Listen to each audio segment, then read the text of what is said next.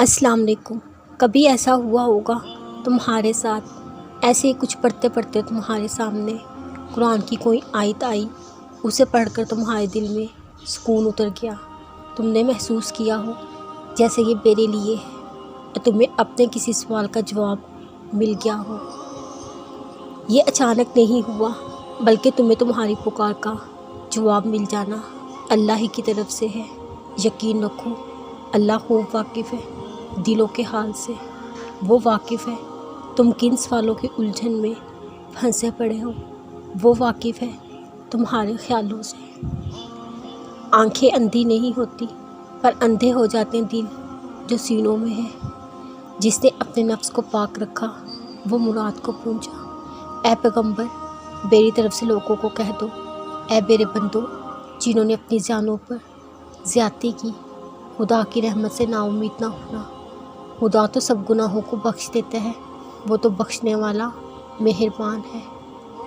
کیا وہ لوگ جو برے کام کرتے ہیں یہ سمجھے ہوئے ہیں کہ ہمارے قابو سے نکل جائیں گے؟ جو خیال یہ کرتے ہیں برا ہے۔ مومنو، جب تک تم ان چیزوں میں سے جو تمہیں عزیز ہے رائے خدا میں صرف نہ کرو گے، کبھی نیکی حاصل نہ کر سکو گے۔ جو چیز تم رائے خدا میں صرف کرو گے خدا اس کو جانتا ہے۔ خدا تو لوگوں پر خود ظلم نہیں کرتا، لیکن لوگ ہی اپنے آپ پر ظلم کرتے ہیں۔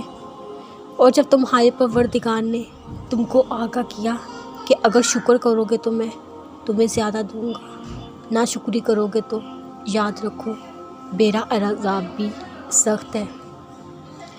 اور دیکھو، بے دل نہ ہونا، نہ کسی طرح کا کام کرنا۔ اگر تم مومن ہو تم بھی غالب رہو گے۔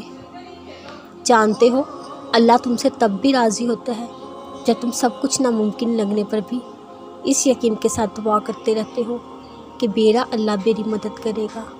وہی تو ہے جس کے لیے کچھ ناممکن نہیں۔